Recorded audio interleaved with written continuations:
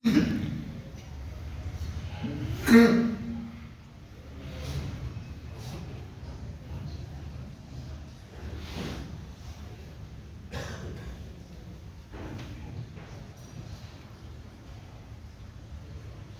الحمد لله نحمده ونستعينه ونستغفره ونؤمن به ونتوكل عليه ونعوذ بالله من شرور أنفسنا ومن سيئات أعمالنا من يهده الله فلا مضل له ومن يضلله فلا هادي له ونشهد أن لا إله إلا الله وحده لا شريك له ونشهد أن سيدنا ونبينا ومولانا محمدا عبده ورسوله أرسله الله تعالى إلى كافة الناس بشيرا ونذيرا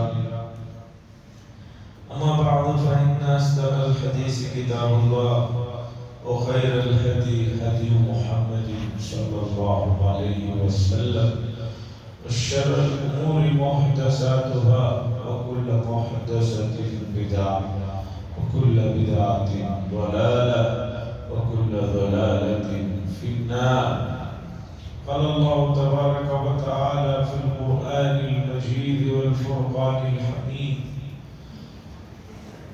الذين يؤمنون بالغيب ويقيمون الصلاة ومما رزقناهم ينفقون.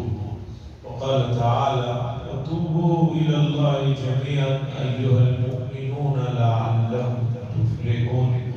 وقال صلى الله عليه وسلم: التائب من الذنب كمن لا ذنب له، أو كما قال صلى الله عليه وسلم. عزیزان محترم، یہ رجب کے مہینے کی پہلی جمعہ ہے۔ رجب کا مہینہ ان 4 مہینوں میں سے ایک ہے جو اشہر حرم کے مہینے کہلاتے ہیں۔ سال کے 12 مہینوں میں 4 مہینے عظمتوں اور حرمتوں والے اشہر حرم کہا جاتا ہے۔ 3 مہینے تو اس میں لگاتار ہیں: ذوالقعدہ، ذوالحجہ، محرم، 11واں، 12واں اور پہلا مہینہ، اور یہ رجب کا مہینہ۔ یہ اشہر حرم والے مہینے ہیں، اور ان کی حرمت، ان کی بزرگی، ان کا مقام حضرت ابراہیم علیہ السلام کے زمانے سے چلا آ رہا ہے۔ تو اسلام نے بھی ان مہینوں کی حرمت، ان کی بزرگی کو اپنے دور میں برقرار رکھا۔ تو یہ حرمتوں والا، عظمتوں والا مہینہ ہے۔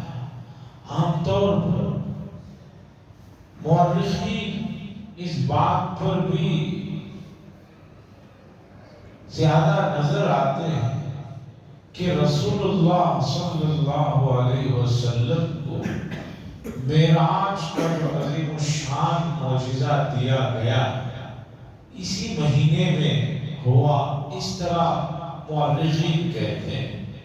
اور بھی اقوال ہیں، ربیع الاول میں ہوا، دوسرے مہینوں میں ہوا، لیکن اس مہینے میں بھی اس کا تذکرہ کرتے ہیں۔ اور رسول اللہ صلی اللہ علیہ وسلم سے اس مہینے میں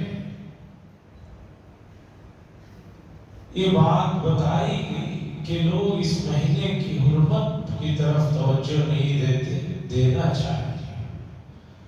بحیثیت مومن ہمارے اوپر کچھ ذمہ داریاں ہیں، ان ذمہ داریوں کو سمجھنا چاہیے۔ سب سے پہلی بات ایمان بالغیب ہے۔ الذین یؤمنون بالغیب، وہ لوگ جو ایمان لاتے ہیں غیب پر۔ انسان کو جو چیزیں سمجھ میں آتی ہیں، محسوس جنہیں کرتا ہے، 10 طریقے ہیں۔ ایک تو آدمی آنکھوں سے دیکھتا، دوسرے ہاتھ سے پیر سے چھوتا، تیسرے کانوں سے سنتا، چوتھے سونگتا، پانچویں کسی چیز کو زبان پر رکھتا ہے تو محسوس ہوتا ہے پھیکا ہے میٹھا۔ اس کے بعد 5 چیزیں ہیں غیر محسوس طریقے پر۔ آدمی کا خیال ہے، آدمی کا وہم ہے، آدمی کو کسی چیز کو کسی چیز سے ملانے سے جو یقین آتا ہے میموری پاور کے ذریعے۔ یہ 10 چیزیں ہیں۔ ان 10 چیزوں سے ہٹ کر جو چیز ہے وہ غیب ہے۔ ان 10 چیزوں سے ہٹ کر جو چیز ہے وہ غیب ہے۔ میں اور آپ اللہ کو نہ دیکھ سکتے ہیں، نہ براہ راست سن سکتے ہیں، نہ چھو سکتے ہیں۔ اسی طرح ادراک میں بھی یہ چیز نہیں آنے والی ہے۔ ان 10 ذریعے معلومات سے ہٹ کر جو چیزیں ہیں اسے کہتے ہیں غیب۔ تو مومنین کی پہلی صفت یہ ہے کہ وہ غیب پر ایمان لاتے ہیں۔ دیکھ کر ایمان لائے تو معاملہ کیا رہتا ہے؟ وہ تو پھر کوئی مسئلہ ہی نہیں رہتا۔ تو دیکھے بغیر ایمان لاتے ہیں۔ اور دیکھے بغیر کیوں ایمان لائے؟ اس لیے کہ ہمیں دنیا کی سب سے سچی اور معتبر شخصیت حضرت محمد رسول اللہ صلی اللہ علیہ وسلم نے بتلایا کہ بھئی اللہ کی ذات ہے، اسی نے یہ سب کچھ بنایا، تو اس لیے ہم لوگ ایمان لاتے ہیں۔ ایمان میں آنے کے بعد اس کی حفاظت کی ذمہ داری ہم پر ہے۔ کچھ چیزیں ہیں کہ جن کی حفاظت اللہ نے اپنے طرف لے رکھا ہے۔ دنیا کا نظام ہے، اللہ نے اپنے پاس رکھا ہے۔ سورج کو نکالتے ہیں، شام میں غروب ہوتا ہے۔ اسی طرح چاند کا مسئلہ، موسموں کا مسئلہ، ہواؤں کا مسئلہ، یہ اللہ نے اپنے ذمہ لے رکھا ہے۔ لیکن بندے کو اپنے ایمان کی حفاظت کے لیے کچھ کام کرنے، اس کی کچھ ذمہ داری، اگر وہ اس ذمہ داری کو نہیں نبھائے گا تو وہ چیز اس کے پاس محفوظ نہیں رہے گی۔ مثال سے سمجھیے بات، موجودہ زمانے میں لوگوں کو حکومت نے گاڑیوں کے لیے انشورنس کرانا ضروری کر دیا ہے۔ 2 ویلر کا انشورنس ہوتا ہے، 4 ویلر کا انشورنس ہوتا ہے۔ انشورنس کی کمپنی گاڑی کو نقصان ہو تو معاوضہ دیتی ہے، لیکن کچھ شرطیں رہتی ہیں کہ اس آدمی کی طرف سے نقصان نہ ہوا، اس نے خود لے جا کر کہیں گاڑی کو نہ مارا، یا اسی طریقے پر عمومی کہ اچانک کوئی سیلاب آ گیا، کچھ ہو گیا، تو ایسے قدرتی آفات کے موقع پر انشورنس والے کلیم نہیں کرتے ہیں۔ کہتے ہیں کہ بھئی نہیں، گاڑی کھڑائے تھے، درخت گر گیا، اس کا کر سکتے ہیں، آپ کی غلطی نہیں ہے، کر سکتے ہیں۔ کچھ صورتوں میں کمپنی والے کہہ دیتے ہیں ہم کلیم نہیں کریں گے، یہ ہمارے اس میں نہیں آتا۔ تو ٹھیک اسی طریقے پر سمجھیے کہ ایمان کی حفاظت کی کچھ ذمہ داری میرے اور آپ کے اوپر ہے۔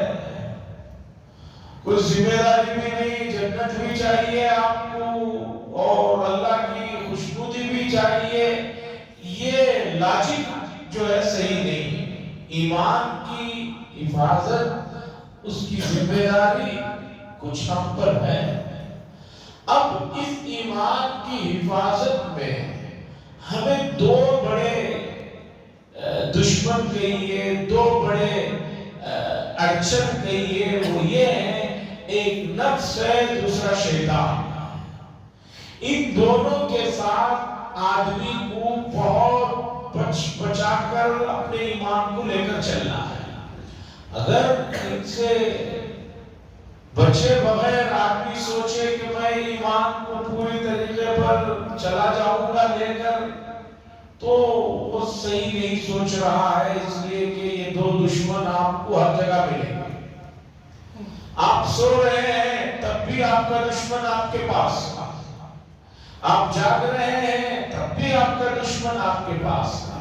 تو ایسی صورت میں اس نفس اور شیطان کے ذریعے سے ہونے والے نقصانات کا ازالہ بھی اللہ تبارک و تعالیٰ نے توبہ کی شکل میں ہمیں عطا فرمایا ہے کہ بھئی تمہارے یہ دو دشمن تم سے غلطیاں کرا دیں گے، گناہ کرا دیں گے، مایوس ہونے کی ضرورت نہیں ہے، تم فوراً میری طرف متوجہ ہو جاؤ اور توبہ کر لو، تو ہم تمہاری طاقت اور قوت کو پھر بحال کر دیں گے اور تمہاری بھول چوک غلطیوں کو معاف کر۔ توبہ کا جو کانسپٹ ہے، توبہ کی جو لاجک ہے، اسے آپ یہاں سے سمجھیے، ایسے سمجھیے کہ آپ کو ایمان کی حفاظت کرنی ہے۔ اب اس حفاظت کے راستے میں دو دشمنوں سے آپ کو نقصان پہنچتا ہے اور پہنچاتے رہتے ہیں۔ اب اگر انہوں نے نقصان پہنچا دیا تو اب آپ کی ذمہ داری ہے کہ فوراً آپ توبہ والا جو ہے راستے کو اپنا لیں۔ توبہ کے راستے کو اپناتے ہی آپ کے ایمان میں جو کمی بیشی ہوئی تھی وہ جو ہے کمی بیشی ختم ہو کر آپ کا ایمان مضبوط ہو جائے۔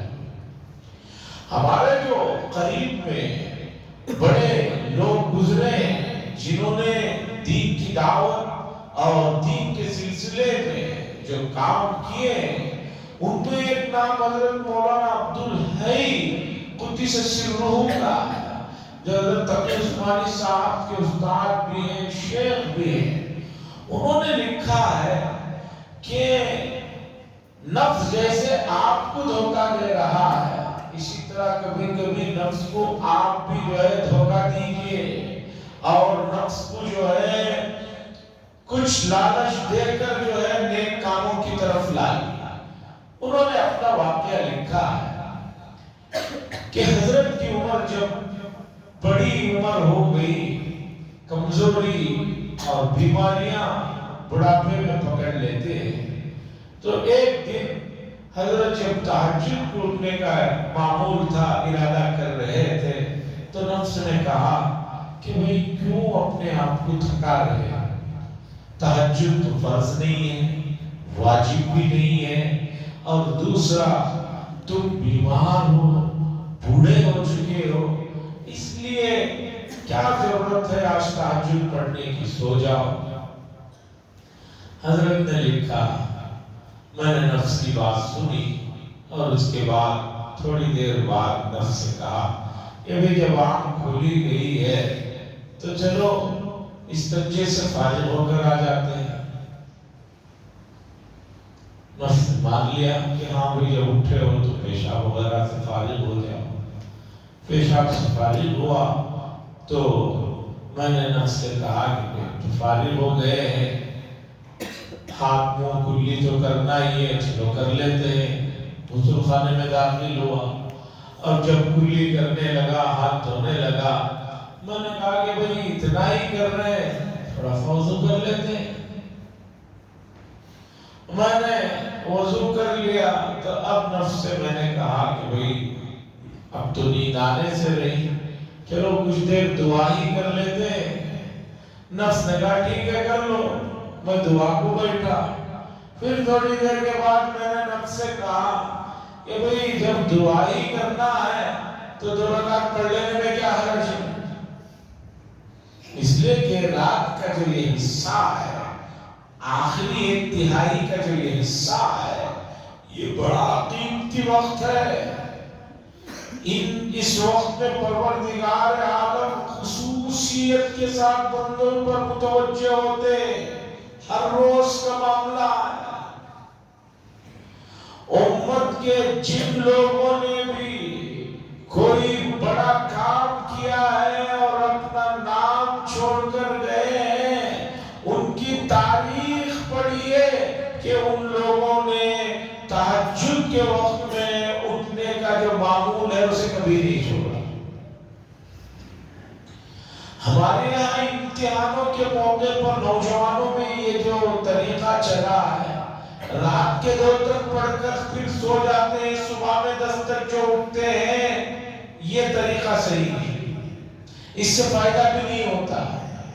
طریقہ یہ ہے کہ رات کو آپ جلدی سوئیں، تہجد کے وقت میں اٹھیں، پھر اس کے بعد تہجد پڑھ کر اپنے علم کا اور جو بھی اپنے کالج کا، اسکول کا جو بھی کام ہے اسے کیجئے، کر کے دیکھیے، اس میں آپ کو کتنا فرق محسوس ہوگا پتہ چلے گا۔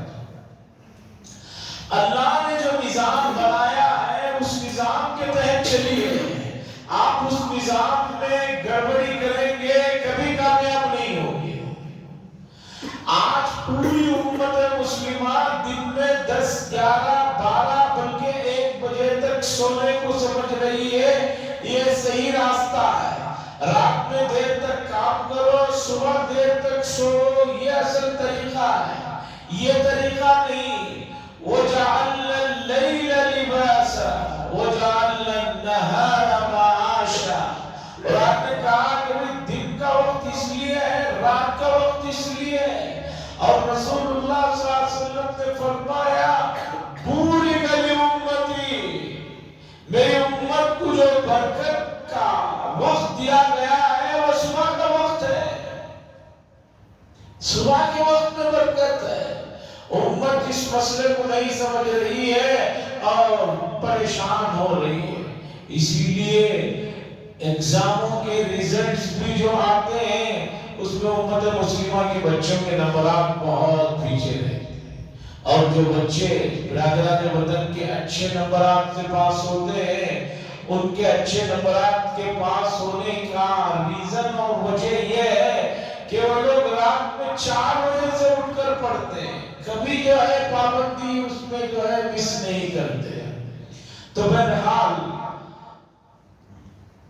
انسان سے بھول چوک ہوتی ہے اور نفس کو اسے بہلانا پھسلانا پڑتا ہے۔ عبدالحی صاحب نے لکھا کہ پھر میں نے اس سے نفس سے کہا کہ 2 رکعت پڑھ لو، دعا کر لیتے ہیں۔ 2 رکعت میں نے پڑھایا، پھر دعا کیا، اور ہر روز اسی طرح میں اسے دھوکے دیتا رہتا ہوں۔ حضرت نے آگے لکھا کہ نفس کو کبھی سختی سے کام لو اور کبھی لالچ سے کام لو، کبھی دھوکے سے کام لو، تب جا کر کام ہوتا ہے۔ آج سائیکالوجی کے پڑھنے پڑھانے کا فائدہ یہ بتاتے ہیں کہ اس کے ذریعے سے بچوں کو کس طرح پڑھایا جائے، بچوں میں تعلیم کی ترغیب کس طرح آئے، یہ فائدہ بہت اچھی بات ہے کہ بچوں کو تعلیم کی تربیت کی طرف راغب کرنے والا فن ہے، بہت اچھی بات ہے۔ لیکن سوال یہ ہے کہ اللہ اور اس کے رسول کی فرما برداری کی طرف متوجہ کرنے والا کام جو ہے اس کی طرف بھی توجہ دیجیے، اور وہ ہے کہ آدمی ہمیشہ گناہوں سے پاک صاف رہے۔ جتنا گناہوں سے پاک صاف رہے گا اس کی روح اتنی پاکیزہ ہوگی، اتنی مضبوط ہوگی اور اتنی زیادہ اللہ کی طرف متوجہ ہوگی۔ یہ ہے اصل کمال کہ آپ گناہوں سے پاک ہو جائیے، آپ کی روح پاکیزہ اور مضبوط ہو جاتی ہے، اور روح جو ہے اس کا تعلق اونچائی سے، بلندی سے ہے۔ اِلَيْهِ يَسْعَدُ الْكَلِمُ الطَّيِّبُ وَالَّذِي، اللہ فرماتے ہیں اونچائی کی طرف جاتی ہیں یہ چیزیں، اس کے لیے ضروری ہے کہ روح کا پاکیزہ ہونا، اور روح کے پاکیزہ ہونے کے لیے توبہ کا سلسلہ رکھنا ہے۔ اور توبہ کے سلسلے میں گزشتہ دنوں میں جو واقعات اور جو چیزیں آپ کے سامنے میں نے کچھ رکھے ہیں، موضوع ایسا ہے کہ اس چیز میں اور وضاحتوں کی ضرورت ہے۔ آدمی نماز پڑھتا ہے، نماز کے فوراً آخر میں آدمی سے یہ دعا پڑھتا ہے اللہم انی ظلمت نفسی ظلما کثیرا، نماز کے سب سے آخر میں تشہد میں آدمی یہ دعا پڑھتا ہے۔ اس کے پیچھے کی وجہ سمجھیے، آدمی نماز پڑھ رہا ہے تو نفس اسے کہتا ہے کہ تم نے بہت بڑا کام کر لیا ہے، بہت نیکی کر لی ہے، حالانکہ اسے نہیں پتا کہ نماز اس معیار کی ہوئی ہے یا نہیں ہوئی ہے، نہیں معلوم ہے۔ اس لیے آخر میں دعا رکھی گئی کہ آدمی اس دعا میں کہے کہ اللہ میں نے اپنے نفس پر بڑا گناہ کیا ہے، ظلم کیا ہے، میری اس نماز کو قبول فرما لیجئے، میرے نیک کاموں کو قبول فرما لیجئے۔ اور نماز کے بعد سلام پھیرنے کے بعد جو ہے استغفر اللہ پڑھنا ثابت ہے۔ ابھی تو نیک کام کیا، پھر کیوں استغفر اللہ پڑھ رہا ہے؟ اس لیے پڑھ رہا ہے کہ جس درجے کی وہ چیز ہونی چاہیے شاید نہ ہوئی ہو، اس لیے اللہ تیرے سے میں گناہوں کی پناہ چاہتا ہوں، معافی چاہتا ہوں۔ عزیزان گرامی، معاشرے میں جو چیزیں کبھی بااخلاق حیثیت کی کہلاتی تھی، ان یہود و نصارہ کی محنتوں سے، ان کی مشقتوں سے، ان کی کوششوں سے، ان کی سازشوں سے، ان کی حرکتوں سے آج وہ چیزیں جو ہے معاشرے کے اندر جو ہے بالکل اجنبی اور معیوب بن کر رہ گئی ہیں۔ فقہائے کرام نے مسئلہ لکھا ہے، حتیٰ کہ قریب میں ایک عالم گزرے ہیں شیخ ناصر الدین البانی صاحب، اہل حدیث حضرات اور سلفی حضرات کہتے ہیں بہت بڑے آدمی تھے۔ انہوں نے لکھنے میں بھی یہ بات لکھی ہے کہ ننگے سر عبادات تو چھوڑیے، نارمل اوقات میں بھی ننگے سر رہنا مومن کی شان نہیں۔ 100 سال یا 50 سال پہلے کی تاریخ اٹھا کر دیکھیے، عربوں کی تاریخ دیکھیے، وہ کبھی آپ کو کسی بھی جگہ ننگے سر نظر نہیں آئیں گے۔ لیکن یہود و نصارہ نے فیشن کے نام پر ایسی محنت کی، آج نارمل اوقات تو چھوڑیے، آدمی اب مسجدوں میں عبادتوں کے موقع پر بھی جو ہے سر کو ڈھانپنا جو ہے فضول سمجھ رہا ہے۔ حالت یہ ہو گئی ہے کہ بہت سے بچے پڑھنے آتے ہیں، مسجد کے اندر آتے ہیں، میں پوچھتا ہوں ٹوپی کہاں ہے، تو اس کو جیب میں نکالتے ہیں اور کہتے ہیں کہ بھئی ٹوپی کیوں نہیں پہنی؟ وہ کہتے ہیں کہ اگر اوپر جب کلاس میں جاؤں گا پہنوں گا۔ ابھی کلاس سے نکلے مسجد کے گیٹ سے باہر نہیں جاتے ہیں، سر سے ٹوپی نکال لیتے ہیں۔ بتانا چاہ رہا ہوں کہ یہود و نصارہ نے اسلامی تہذیب پر، اسلامی کلچر پر اتنے حملے کر رکھے ہیں کہ جو چیزیں ہماری جو ہے بہت زیادہ قابل فخر تھی، آج لوگ انہی چیزوں کو جو ہے نیچی نظروں سے دیکھنا شروع کر دیا۔ پھٹے ہوئے کپڑے پہننا غریبی اور فقیری سمجھی جاتی تھی، آج وہی پھٹے ہوئے پینٹ پہن کر گھومنے کو ہمارے نوجوان بچے بہت بڑا جو ہے کوئی کمال اور اسٹائل سمجھتے ہیں۔ یہ ہے محنت ان یہود و نصارہ کی، یہ ہے ان کی خباثت ہے کہ انہوں نے 100 سال میں پورا نظام ہی بدل کر رکھ دیا۔ اگر آپ 100 سال پہلے کی تاریخ اٹھا کر دیکھیے کہ عیسائیوں نے بھی، انگریزوں نے بھی، ان کی اپنی گھروں کی عورتیں جو ہے برقع اور پردہ کرنے کا ماحول تھا۔ 100 سال میں ایسی محنت کی کہ آج برقع اور پردہ جو ہے علامت بن گیا ہے کہ بھئی یہ بہت پرانے خیالات کے لوگ ہیں، ان کی سوچ چھوٹی ہے، یہاں تک لا کر انہوں نے اس معاملے کو رکھ دیا۔ مکہ المکرمہ میں حرم میں مکی صاحب بول کر ایک بڑے عالم ہیں، جن حضرات نے 2004-05 تک عمرہ یا حج کیا ہے، انہوں نے دیکھا ہوگا کہ مطاف میں اتنی بھیڑ ہوتی تھی ان کے بیان میں، وہ لوگوں کو سنبھالنا مشکل ہو جاتا تھا۔ تو انہوں نے واقعہ سنایا اپنے درس میں کہ ایک مولانا کے بارے میں لوگوں نے بتایا کہ حضرت یہ بڑے مولانا ہیں فلاں ملک کے اور اتنے سالوں سے یہ بیان دے رہے ہیں۔ تو مکی صاحب نے پوچھا مولانا اتنے سال سے بیان دے رہے ہیں، اس لیے دے رہے ہیں، لوگ اس لیے سن رہے ہیں، کبھی آپ نے حساس ٹاپک پر گفتگو نہیں کی ہے؟ اب یہاں سے جانے کے بعد 2 جمعہ پردے اور برقعے کے بارے میں آپ بول کر دیکھیے، پھر لوگ آپ کو کتنا چاہتے ہیں آپ کو پتہ چل جائے گا۔ تو بتانا یہ چاہ رہا ہوں حضرات کہ یہود و نصارہ کبھی خاموش نہیں بیٹھیں گے۔ ان کا کام ہی یہ ہے کہ امت مسلمہ کو ان کی تہذیب سے، ان کے کلچر سے، ان کے اخلاق سے نکال کر ان کو جو ہے بھٹکانا۔ اور انہیں معلوم ہے جب تک امت مسلمہ رسول اللہ صلی اللہ علیہ وسلم کی سنتوں کو اپنائے گی یہ بہت آرام سے رہے گی۔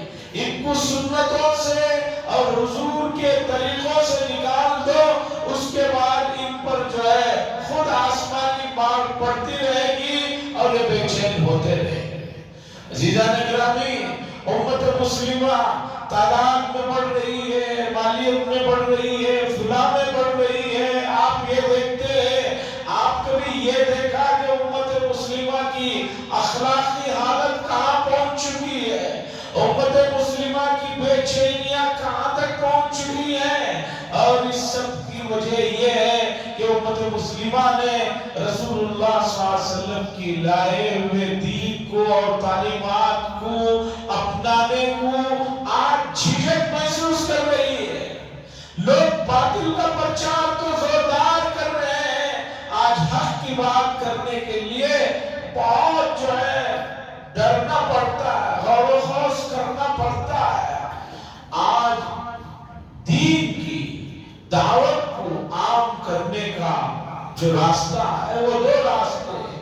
ایک پہلا راستہ یہ ہے کہ آپ سر سے لے کر پاؤں تک مکمل دینی جو تہذیب اور کلچر ہے اس میں آ جائیے۔ اسلام جہاں بھی پھیلا ہے زور زبردستی سے، تلوار سے نہیں پھیلا ہے، اسلام پھیلا ہے اخلاقیات سے، امت مسلمہ کے کردار سے۔ آج امت مسلمہ کو سر سے لے کر پاؤں تک شریعت کا پابند ہونا ضروری ہے۔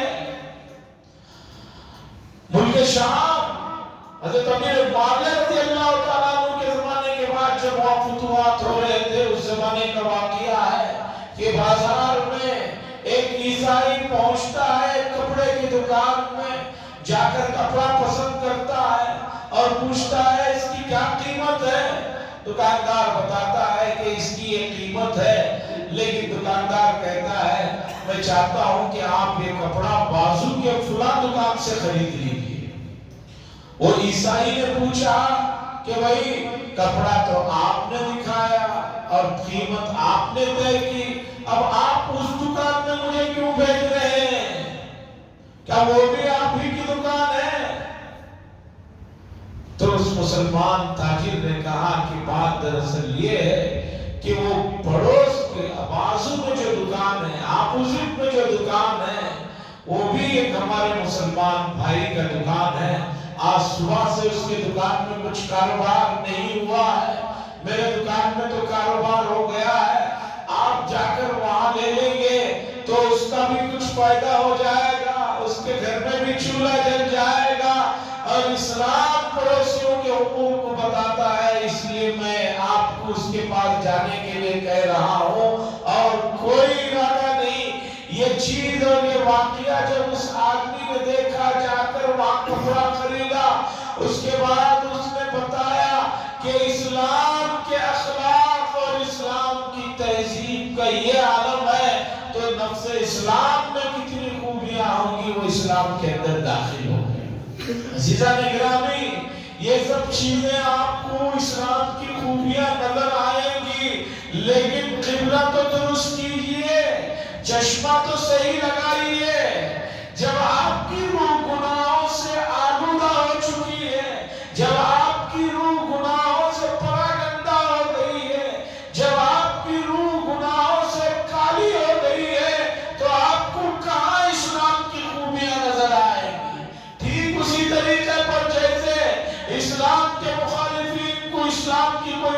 نظر نہیں آتی. خیر وہ تو مخالفین ہیں، میں اور آپ تو ایمان رکھتے ہیں رسول اللہ صلی اللہ علیہ وسلم کے نبی ہونے پر، رسول ہونے پر.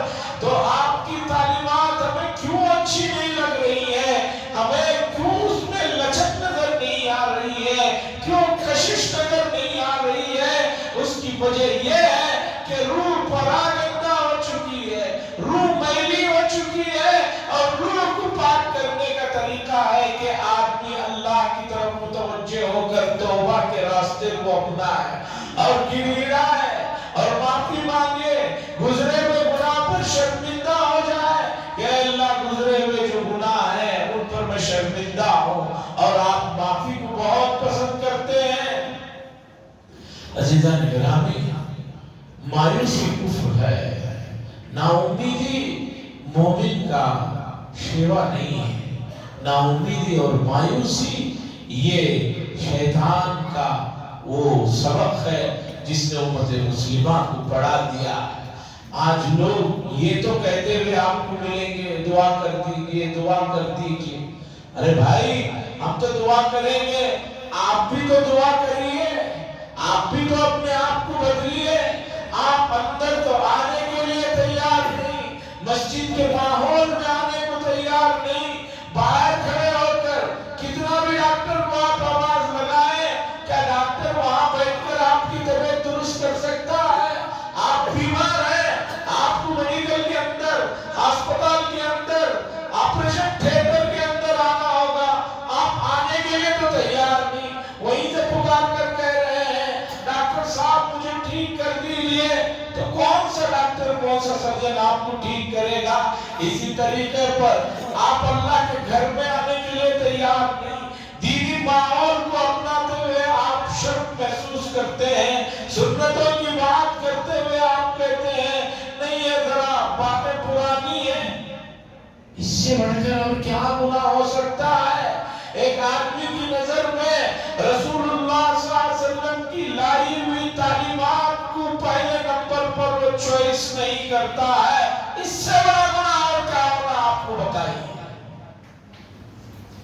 لوگ کہتے ہیں کہ میں کون سا گنہگار ہوں، میں کون سا مجرم ہوں.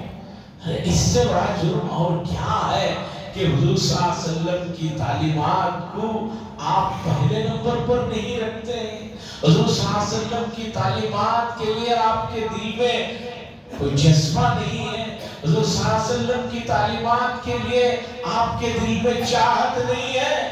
یہ حضرت عمر ہے کہ اپنے بیٹے سے ایک تھپڑ مار کر ایک لمبے عرصے تک بات بند کرتی تھی، صرف اس وجہ سے کہ وہ ایک مرتبہ باپ بیٹا کھانا کھا رہے تھے. رسول اللہ صلی اللہ علیہ وسلم کو لوکی کدو بہت پسند تھے، تو حضرت عمر اپنے بیٹے کی طرف اس کی جو ہے پیسوں کو ڈھکیل رہے ہیں اور وہ ادھر ڈھکل رہے ہیں. تو حضرت عمر غصے میں آیا اور بیٹے کو ایک تمانچہ لگایا کہ جس چیز کو میرے نبی پسند کرتے ہیں تم اس چیز کو ناپسند کر رہے ہو، جہاں تم سے آج سے بات نہیں کرو. عزیزان گرامی، آپ کے ماتحت جو لوگ ہیں ان کو پیار سے محبت سے دین کی طرف توجہ دلائیے. نہ مانے تو آہستہ آہستہ سے سختیوں پر اتریے، آہستہ آہستہ ان کی طبیعت کو سدھارنے کے لیے جو مرحلے ہیں اسے کیجیے. اس لیے کہ شروع میں بیماری جو ہے پیراسیٹامول سے کم ہو جاتی ہے، پھر اینٹی بائیوٹک تک معاملہ جاتا ہے جب توجہ نہیں دی جاتی، پھر اس کے آگے آپریشن تک کا معاملہ آ جاتا ہے. ہم اپنے ماتحت بچوں کو ابھی سے دین کی طرف توجہ دلائیں. اس وقت دین یعنی اسلام اور یعنی اس کا مین جو مرکز ایمان ہے، ایمان پر بڑے حملے ہو رہے ہیں. ایمان کے جڑی ہوئی چیزوں کو بہت نیچی نظروں سے دیکھا جا رہا ہے. یہی تو موقع ہے کہ دین کی چیزوں کو لپکنے کا، اسے جو ہے اپنانے کا. مجھے امید ہے اس کی طرف توجہ دیں گے اور جہاں اس میں کمی بیشی ہو جائے فوراً توبہ کا راستہ اپنائیے. توبہ کو اپناتے ہی آپ کے اندر پاور آ جائے گا، آپ کے اندر طاقت آ جائے گی. آپ گناہوں سے پاک ہوتے ہی آپ کی روح پاکیزہ اور مضبوط اور ڈائریکٹ اللہ کی طرف متوجہ ہو جائے گی. اس کے لیے ہمیشہ اللہ کے دربار میں توبہ کے راستے کو اپنائیے اور استغفار کا اہتمام کیجئے. اللہ سے دعا فرمائے اللہ تبارک و تعالیٰ اس مسئلے کو سمجھنے کی ہمیں توفیق نصیب فرمائے. وآخر دعوانا الحمدللہ رب العالمین.